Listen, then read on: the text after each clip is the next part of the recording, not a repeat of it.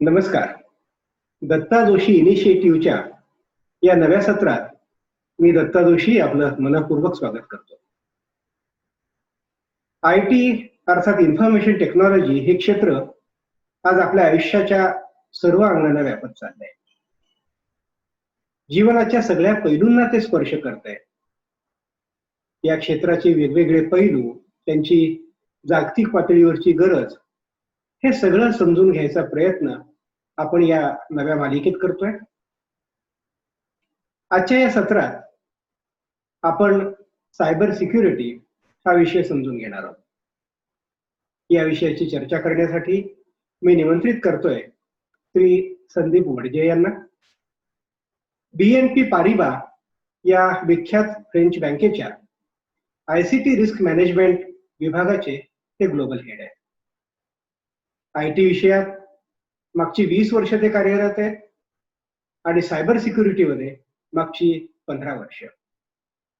ते लंडनमध्ये वास्तव्याला असतात. मागची 11 वर्ष ते लंडनमध्ये या पदावरती कार्यरत आहेत. संदीपजी, आपलं मनपूर्वक स्वागत. थँक्यू, धन्यवाद. आज खूप वर्षाच्या नंतर त्यांच्याशी गप्पा मारण्याचा हा योग येतोय. संदीपजी, मला खूप आनंद होतोय पुन्हा एकदा तुमच्याशी बोलताना. आणि नेहमीसारखंच आज सुद्धा आपण काही पिनपॉइंटेड प्रश्न घेऊन चर्चा करणार आहोत. आणि अर्थातच हे प्रश्न आहेत हे तुमच्या विषयाशी संबंधित, IT मधल्या सायबर सिक्युरिटी या मायक्रो ऍस्पेक्टशी संबंधित. आपल्या आजच्या चर्चेला सुरुवात करण्याच्या आधी एक गोष्ट मी स्पष्ट करू इच्छितो. सायबर सिक्युरिटीतले एक तज्ज्ञ म्हणून मी तुम्हाला निमंत्रित केलंय. म्हणजे मी असं समजतो की तुम्ही या विषयातले पोस्ट ग्रॅज्युएट आहात आणि या विषयात मी बालवाडीत शिकणारा विद्यार्थी आहे. तर अशा प्रकारचा विद्यार्थी काय प्रकारचे प्रश्न विचारेल याची तुम्ही तयारी ठेवावी आणि तशा प्रकारच्या प्रश्नांना समजून घेऊन आपल्या श्रोत्यांसाठी आपण चांगल्या प्रकारचं हे मार्गदर्शन द्यावं. IT आणि त्याच्याशी संबंधित विषय मागची अनेक वर्ष खूप चर्चेत आहेत किंवा ही एक हॉट अशी ज्ञानशाखा समजली जाते जगभरात. भारताची प्रतिमा सुद्धा या विषयात खूप चांगल्या प्रकारे उजळून निघालेली आहे. आधी जे साप किंवा वाघसिंहाचा देश, जंगलांचा देश म्हणून जो देश ओळखला जायचा, तो या ITच्या आगमनानंतर एक प्रगत देश म्हणून नक्कीच ओळखला जातोय. पण यात सायबर सिक्युरिटी नेमकं काय? म्हणजे आम्ही इंटरनेट घ्यायचं म्हटलं की आधी एक अँटीव्हायरस टाकून घेतो कॉम्प्युटरमध्ये.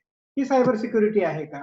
सायबर सिक्युरिटी नेमकं काय? आणि हे जे काही डिजिटल एज आपण म्हणतोय, या एज मध्ये या विषयाकडे एवढं लक्ष का दिलं जात आहे? चालेल, मी एक एक करत करतो. सगळ्यात पहिले जो तुमचा पहिला प्रश्न आहे, आपण थोडं आणि जेवढं होईल तेवढं मराठी बोलेल मी, पण थोडं त्याचा इंग्लिश शब्द येतीलच, किती प्रयत्न नाही केला तरी. आपल्याला थोडं जर पाठीमागे जावं लागेल, थोडा हिस्ट्री बघावी लागेल. आणि एक साधंसं उदाहरण द्यायचं तर आता एक्झॅक्ट डेट मला आठवत नाही, पण जेव्हा कधी 60, 70, 80 वर्षापूर्वी सगळ्यात पहिले जेव्हा फोन चालू झाला, तेव्हा ज्याने कोणी फोन शोधला त्याचा उद्देश होता की एका माणसाने दुसऱ्या माणसाशी बोलावं आणि संपर्क करावा आणि एकमेकांशी संवाद करून काहीतरी कोलॅबरेशन करावं. सो तो ऍक्च्युली हे होता, उद्देश होता का आपण एकमेकांशी बोलावं, एकमेकांशी संपर्कात राहावं. आणि हे ऍक्च्युली हे सगळ्या माणसाचं बिहेवियर आहे, आपल्या सगळ्यांचं हे कॉमन बिहेवियर आहे का आपण एकमेकांशी बोलतो, आपल्याला एकमेकांशी कोलॅबरेट करावं असं वाटतं. त्या हिशोबानेच जसा तो फोन चालू झाला, जेव्हा ज्यांनी कोणी फोन शोधला त्याने हा नव्हता विचार केला का अरे मार्केटिंग वाल्यांचे फोन येतील, मग मी फोनवरती सिक्युरिटी फीचर्स कुठले टाकू.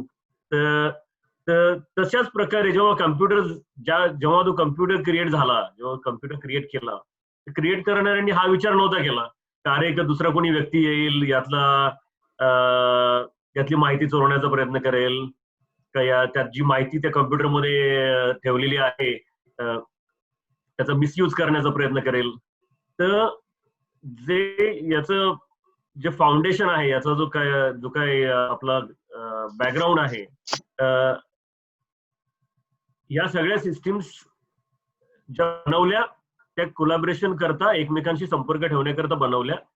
त्याच्यावरती जी सिक्युरिटी आहे त्याचा उद्देश नव्हता तो. आणि त्यामुळे झालंय काय, तर सुरुवातीपासून ज्या इव्होल्युशन झालं कम्प्युटरचं आणि आयटीचं आणि सिस्टीमचं, प्रायमरी उद्देश हाच होता की आपण एकमेकांशी बोलू, पटकन काहीतरी काम करू आणि प्रगती करू. जे इकॉनॉमिक ग्रोथ आहे, that was the real driver. सगळ्या ग्लोबलायझेशन ज्याला म्हणतो आपण, त्या भारताशी संपर्क कसा ठेवता येईल, चायनासोबत बिझनेस कसा करता येईल, आणि त्या याच्यामध्ये सिक्युरिटीचं जे प्रकरण आहे त्यात लक्ष करायचं राहून गेलं basically. That is the reality on the ground. ही अशी परिस्थिती आहे. आणि जे मग सायबर सिक्युरिटी आहे, हे तुमची जी माहिती आहे, एक साध्या शब्दात सांगायचं तर तुमच्या कम्प्युटरवरती असेल, मी तुमच्याशी आता बोलतोय झूम कॉलवरती, कोणी आपला कॉल इंटरसेप्ट केला तर जेव्हा तुमची माहिती प्रवास करते, ती प्रवास करताना पण कॅप्चर होऊ शकते.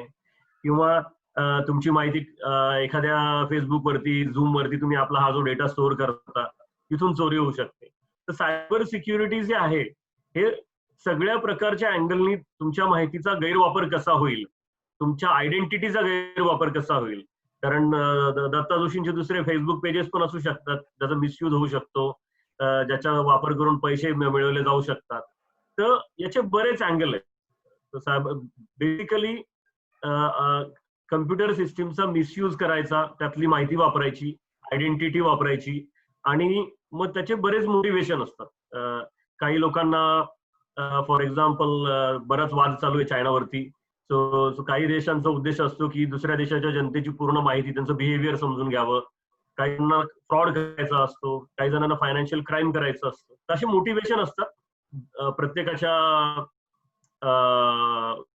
उद्देशाप्रमाणे, आणि त्याप्रमाणे मग त्या माहितीचा, आयडेंटिटीचा गैरवापर होतो. तर सायबर सिक्युरिटी जे आहे ते तुमच्या कम्प्युटर सिस्टीमवरची माहितीची आयडेंटिटी, त्याचा गैरवापर करून काय करू शकतात हे जे क्रिमिनल्स आहेत किंवा परदेशी एजन्सीज आहेत. तो इट्स ऑल अबाउट दॅट. आणि मी आय थिंक तो आयटीचा पण पार्ट टच बेस केला याच्यामध्ये. तर जे काय हे जे आयटी आणि कम्युनिकेशन कम्प्युटरला कनेक्ट करतं, त्याचाही तसाच गैरवापर होतो. आणि तो गैरवापर करून मग त्याचे जे आउटकम मी सांगितले तर त्या दिशेने ते जात. म्हणजे थोडक्यात या विषयाचा गैरवापर होऊ नये म्हणून या क्षेत्रातल्या कर्त्याधर्त्यांनी उभारलेली ही सुरक्षा यंत्रणा आहे, ही पोलिसिंग यंत्रणा आहे, असं म्हणता येईल.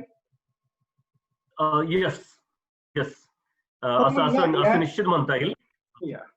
पण या यंत्रणेत नेमकी कुठली स्किल्स किंवा किती संख्येने हे पोलीस लागतात, याची काय हायरार्की असते? आता तुम्ही ग्लोबल हेड आहात या बँकेचे, तुमची नेमकी जबाबदारी काय असते? तुम्ही नेमकं काय करता?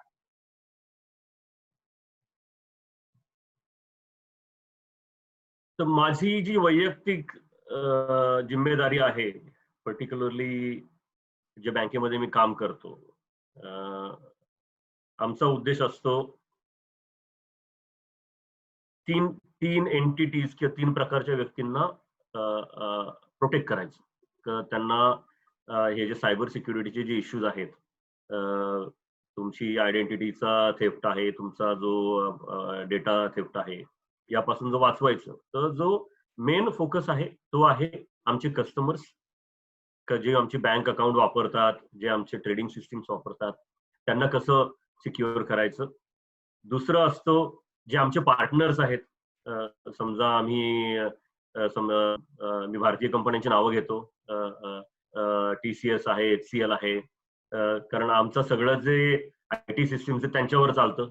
जर एखाद्या परदेशी यंत्रणेने किंवा एखाद्या सायबर क्रिमिनलनी त्यांच्या आयटी सिस्टीम संपवल्या तर आम्ही पण संपणार. तर त्यामुळे ती जी सप्लाय चेन आहे, जे आमचे प्रोव्हायडर्स आहेत, भारतात असू दे अजून कुठे असू दे, त्यांना कसं प्रोटेक्ट करता येईल ते बघावं लागतं. आणि तिसरं आमचे एम्प्लॉई, जे आमचे सगळे जे लोक काम करतात बँकेकरता, त्यांना कसं प्रोटेक्ट करायचं. आणि त्या उद्देशाने मग जे मी काम करतो त्याचा फोकस मॅक्झिमम जो आहे तो इंटेलिजन्स वरती आहे. आणि इंटेलिजन्स आहे जो आम्ही ज्याला आपल्या नॉर्मल भाषेत सांगायचं, एक असतो ह्युमन इंटेलिजन्स आणि दुसरा असतो तुमचा आयटी इंटेलिजन्स. तर ऑफकोर्स ह्युमन इंटेलिजन्स ही सरकारची जिम्मेदारी असते.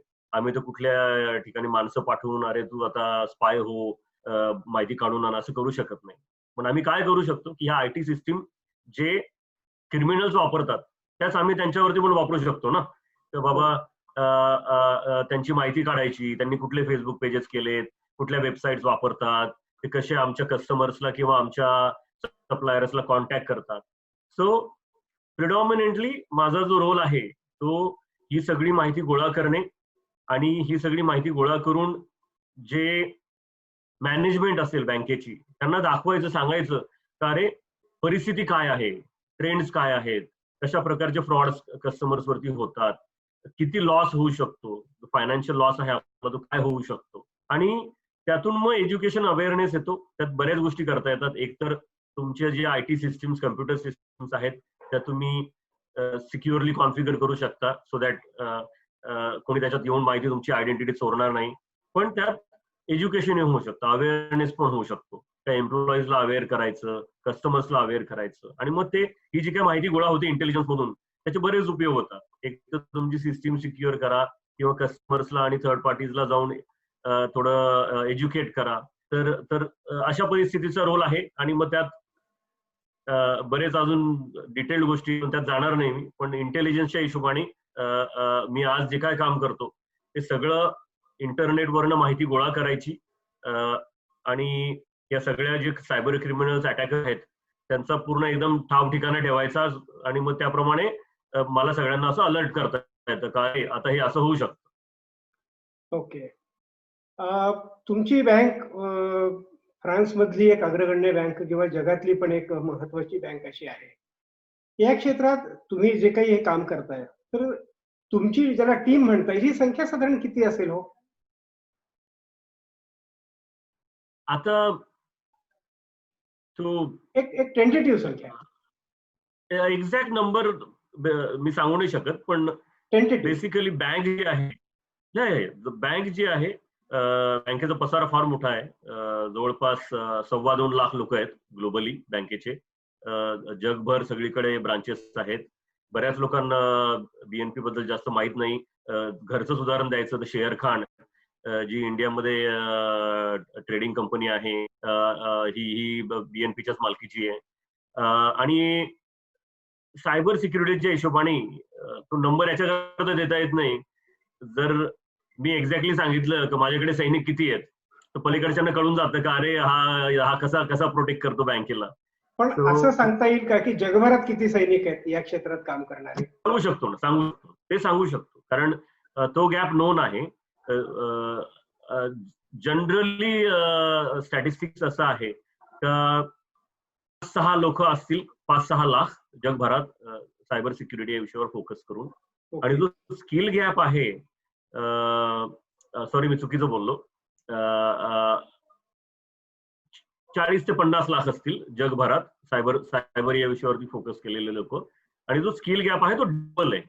तर बेसिकली जवळपास 1 करोड लोकांची गरज आहे या सगळ्या विषयावरती काइंड ऑफ फोकस करायला.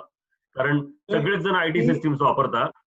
म्हणजे जगभरात आणखी 40 ते 50 लाख लोकांची गरज आहे या क्षेत्रात कार्यरत राहण्यासाठी किंवा या क्षेत्रात. कारण हे सगळं सायबर ड्रिव्हन आहे.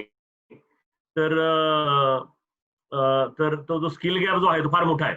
आणि प्रत्येक देशाचं सांगतो मी कारण जगाची संख्या जवळपास 6.5-7 करोड आहे आयटी मध्ये जो स्टाफ आहे. आणि जेव्हा मी सायबर म्हणतो हे सगळ्या बाजूनी येतं. जे तुमचं बेसिकली क्लर्क जो काम करतो आणि त्या क्लर्क कोणी वेळात काढलं कम्प्युटर सिस्टीमचा यूज करून तर तो सुद्धा भाग त्याच्यामध्ये येतो. तर हे सगळं नुसतं आयटीचंच नाही, जनरली जे आपण म्हणतो ना की तुमची सिक्युरिटी जी आहे ती अशी एकत्र झाली पाहिजे, एम्बड झाली पाहिजे तुमच्या कल्चरमध्ये. तर त्या हिशोबाने तो गॅप फार मोठा आहे. ओके. पण हा जो काही गॅप आहे हा भरून काढण्यासाठी या क्षेत्रातली ज्याला आपण सामान्य भाषेत रोजगाराची संधी म्हणून या भाषेमध्ये ही सिस्टीम अधिकाधिक परिणामकारक करण्यासाठीची संधी खूप मोठी आहे. आता आपण टेंटेटिव्ह आकडा लक्षात आला की अजूनही 40 ते 50 लाख तज्ञांची या क्षेत्राला गरज आहे. पण हे क्षेत्र नेमके डेव्हलप कुठे होतात? साधारणपणे आयटी इंजिनियर हा आयटी इंजिनियर असतो, ही स्पेशलाइज ब्रँच आहे. याच्यासाठीचं शिक्षण नेमकं काय असतं? काय सर्टिफिकेशन असतं, काय डिग्रीज असतात? शिक्षणाचे बरेच मार्ग आहेत. एकतर तुम्ही जे तुमचं फाउंडेशनल शिक्षण आहे, एज्युकेशन आहे, ते तुम्ही आयटी मध्ये केलं. आयटी मध्ये नसलं तरी चालतं. तुम्ही आजकाल बराचसा ट्रेंड आहे, पर्टिक्युलरली बाहेरच्या देशांमध्ये, तर ज्यांचं आयटी बॅकग्राऊंड नाहीये ते सुद्धा सिक्युरिटी मध्ये येतात. कारण होतं कसं का या विषयावरती जेवढे वेगवेगळ्या प्रकारचे लोक येतील, प्रत्येकाचा अनुभव आणि त्या विषयाकडे बघण्याचा जो आउटलुक असतो तो वेगळा असतो. So it is kind of encourage. तुमचं आयटी बॅकग्राऊंड नसलं तरी चालतं. तर यात एकतर तुम्ही भारतामध्ये बऱ्याचशा अशा युनिव्हर्सिटीज आणि कोर्सेस आहेत जे तुम्ही सायबर सिक्युरिटीशी रिलेटेड स्पेशलाइज करू शकता. त्यात बरेच अँगल येतात. एकतर तुम्ही ऑर्गनायझेशन आणि एम्प्लॉईजला प्रोटेक्ट करण्यासाठीचा कोर्स असेल. सायबर लॉचा कोर्स निघालाय आता. कारण होतं कसं तर जे सगळे क्राईम्स होतात, कुठलंही असं क्राईम नाही जे सायबरशी निगडीत नाहीये. सायबर लॉला पण प्रचंड डिमांड आहे. ह्या ज्या कंपन्या असतात त्यांचं ऑडिट करावं लागतं. त्याचं पण आयटी आणि सायबर ऑडिट होतं. त्याच्यात सुद्धा सायबर स्किल्स लागतात. तर बरेच ऑडिट पासून जे कन्सल्टिंग ऍडवायझरी टाईप आहेत अशा प्रकारचे कोर्सेस तुम्ही करू शकता. भारतामध्ये बऱ्याचशा युनिव्हर्सिटीज देतात ते कोर्सेस. पोस्ट ग्रॅज्युएट कोर्स करू शकता. नोटेबली सिम्बॉयसिसचा पुण्यामध्ये फार सुंदर कोर्स आहे. It is very well non. मागचे 10-15 वर्ष झाले चालवतात ते. पण बाकीचे कोर्सेस आता बरेच आलेले आहेत मार्केटमध्ये. आणि त्यानंतर काही इंटरनॅशनल ऑर्गनायझेशन्स आहेत, पर्टिक्युलरली अमेरिकेची इसाका आहे, ISC स्क्वेअर आहेत, त्यांचे सर्टिफिकेशन्स आहेत. तर मी 2005 मध्ये औरंगाबादमध्ये होतो तेव्हा मला अशीच मित्र कंपनी अनिल जोशी, सुनील बक्षी घेऊन गेले त्या इसाकाच्या इव्हेंटमध्ये आणि तिथून मला ते सर्टिफिकेशन काय असं प्रकार कळलं. तर तुम्ही सर्टिफिकेशनही करू शकता. इंटरनॅशनल इन्स्टिट्यूशन्सचे जे अमेरिकेतल्या किंवा युरोपच्या आहेत त्याला पण फार डिमांड आहे.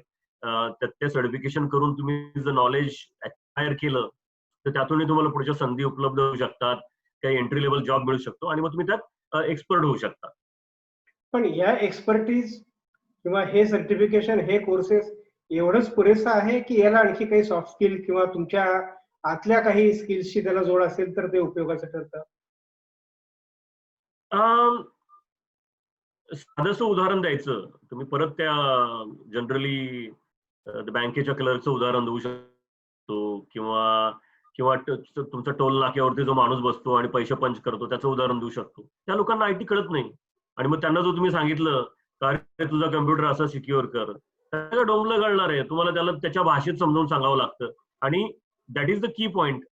भारतात जा, परदेशात जा, जी आयटी सिस्टीमची प्रोफिशियन्सी आहे, पर्टिक्युलरली ओल्डर पॉप्युलेशनची असेल किंवा ज्यांचा प्रायमरी बिझनेस आहे, ट्रक चालवणे, टोल नाक्यावर बसणे, बँकेत क्लर्कची क्लेरिकल कामं करणे, त्यांना तुम्हाला सिक्युरिटी समजावून सांगण्याकरता त्यांच्या लँग्वेजमध्ये बोलावं लागतं. आम्ही त्याला म्हणतो की तुमच्या आजोबा आजींना सांगायचं अरे सायबर सिक्युरिटी काय आहे. तर त्याच्यामुळे एक जो भाग आहे, एक तर हे शिक्षण घ्या, पण हे तुम्ही घेतलं शिक्षण तरी तिथे काम संपत नाही.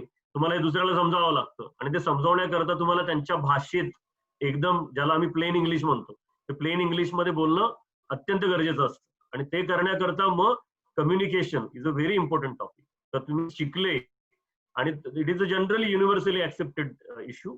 तर तुमचं आयटी शिक्षण झालं, सायबर सिक्युरिटीचं शिक्षण झालं, तिथे गाडी थांबत नाही. तुम्ही जाऊन पुढे कम्युनिकेशन शिकलंच पाहिजे, सॉफ्ट स्किल शिकल्या पाहिजे. तर समोरचा माणूस काय बोलतोय ते समजून घ्यायचं, मग त्याला त्याच्या भाषेत, त्याच्या बिहेवियर, बॉडी लँग्वेज प्रमाणे समजून सांगायचं. आणि अशा छोट्या छोट्या गोष्टींचं पण आय थिंक गरज आहे.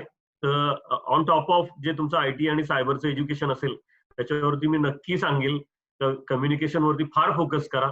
कारण तुमचं जे नॉलेज आहे ते 20-30% असतं. तुम्ही जे कम्युनिकेट करता ते जवळपास 60 ते 70% असतं.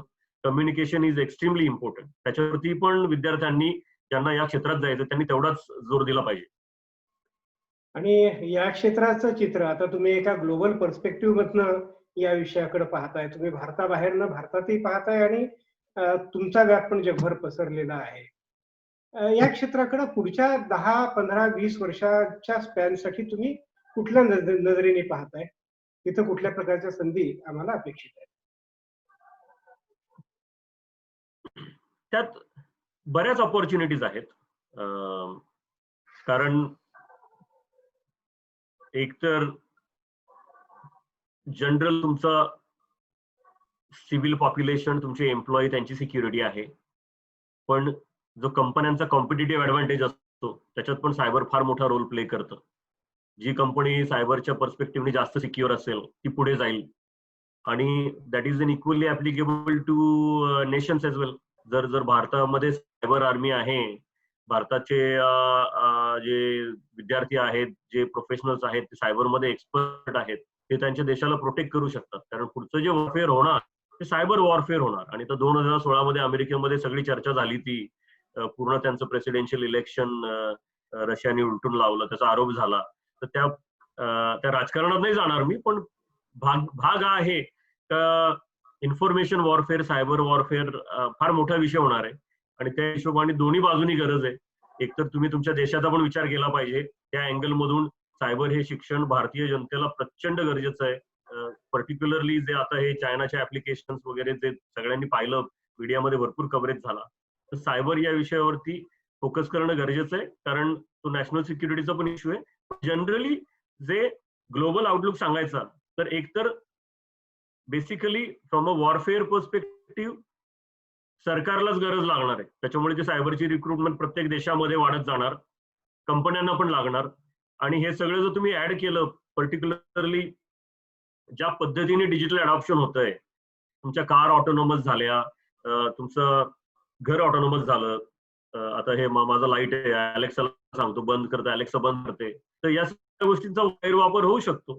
आणि हे जे डिजिटायझेशन आहे हे एकदम सुपर फास्ट, आता एकदम काय म्हणतात त्याला, ते कोविड-19 मुळे पर्टिक्युलरली सुपर फास्ट होणार, फार जोरदार होणार. आणि या स्पीडने जर डिजिटायझेशन झालं तर ते सायबर क्षेत्रामध्ये डिमांड अजून फार जास्त वाढेल. तर पुढच्या 10 वर्षामध्ये मी नक्की सांगू शकतो की सायबरला फार डिमांड आहे. स्किल गॅप जो आहे त्याच्यावरती बऱ्याच तज्ञांनी बराचसा काइंड ऑफ सर्वे करून निष्कर्ष काढलेला आहे. तो जो स्किल गॅपची रिपोर्ट तुम्ही शोधू शकता. तर 10 वर्षामध्ये प्रचंड डिमांड आहे. बऱ्याच क्षेत्रात तुम्ही जाऊ शकता, वॉरफेअर पासून ऑडिट पर्यंत. आणि पर्टिक्युलरली जे मिलेनियल जनता म्हणतो आपण, त्यांच्या मर्जीनी काम करायचं, त्यांच्या लोकेशनवरनं काम करायचं, घरनं काम करायचं, त्यांच्याकरता तर ही सुवर्ण संधी आहे. कारण तुम्ही घरी बसून सायबर एक्सपर्ट होऊन आजूबाजूला तुमच्या पाहिजे त्या आवडत्या एरियात राहून काम करू शकता. तर मी नक्की सांगेल की पुढच्या 10 वर्षामध्ये डिमांड फार जास्त आहे. हा इश्यू जो आहे काय म्हणतात त्याला, तो असाच चालू राहणार. आणि जितकं तुम्ही लवकर हे सर्टिफिकेशन स्किल्स करून त्याला अडॉप्ट कराल, तेवढा लवकर तुमचाही फायदा आहे. आणि बाकी काही जरी नाही झालं तर देशाचा तर नक्कीच फायदा आहे. म्हणजे याचा एक अर्थ असा घेता येऊ शकेल की पुढच्या काळामध्ये या जवळजवळ सगळ्याच गोष्टी, ज्याचा आयओटी खूप मोठ्या प्रमाणात डेव्हलप होत चालले, इंटरनेट ऑफ थिंग्स, प्रत्येक ठिकाणी इंटरनेटचा हस्तक्षेप मानवी जीवनामध्ये होत जाणार आहे. आणि अशा परिस्थितीमध्ये हे जीवन सुरळीत राहावं, कारण आयओटी वरती म्हणा किंवा अन्य कुठल्या या सायबर कनेक्टिव्हिटीवरती असे हल्ले झाले, ड्रायव्हरलेस कारचा जो प्रोजेक्ट चालू आहे, त्यात जर या प्रोग्रामिंग मध्ये काही प्रॉब्लेम झाले तर अपघातांचं प्रमाण वाढेल. मोठ्या बँकेमध्ये काही घोटाळे झाले तर त्यात आर्थिक ताण येतील. अन्य कुठल्या क्षेत्रामध्ये झाल्यानंतर त्या डेटाशी काही मोठा खेळ होऊ शकेल. पण वाटतं या सगळ्या पार्श्वभूमीवरती सायबर सिक्युरिटी हा एक खूप महत्वाचा उपाय असणार आहे. आणि यात नक्कीच नव्या पिढीला फार मोठ्या संधी असणार आहेत. जी गॅप आज खूप मोठ्या प्रमाणात आहे ती भरून काढण्यासाठी जे काही मोठं मनुष्यबळ लागणार आहे ते भारत तयार करू शकला तर इथल्या तरुणांसाठी तो एक सुवर्ण क्षण असू शकेल. मला असं वाटतं या पॉइंटवरती आपण ही चर्चा थांबूयात. संदीपजी, आपण वेळ देऊन ही चर्चा आमच्याशी केली. तुमच्या बिझी शेड्यूल मधनं मला कल्पना आहे आता तुम्ही निघण्याच्या तयारीत आहात, तरी वेळ दिलात आणि या सगळ्या पर्टिक्युलरली नवीन पिढीसाठी मी जे प्रयत्न करतोय त्यात तुम्ही सहभागी झालात. मी तुमचे मनपूर्वक आभार मानतो. आणि इथून पुढच्या काळातही जेव्हा केव्हा अशा प्रकारच्या चर्चेची आवश्यकता होईल, काही मुलांना मार्गदर्शन हवं असेल, त्यांच्या काही शंका असतील तर त्या शंका घेऊन करायची लवकरच पुन्हा एकदा मी तुमच्या समोर येईल. पुन्हा एकदा मी तुमचे आभार मानतो. Thank you very much. नक्कीच. धन्यवाद.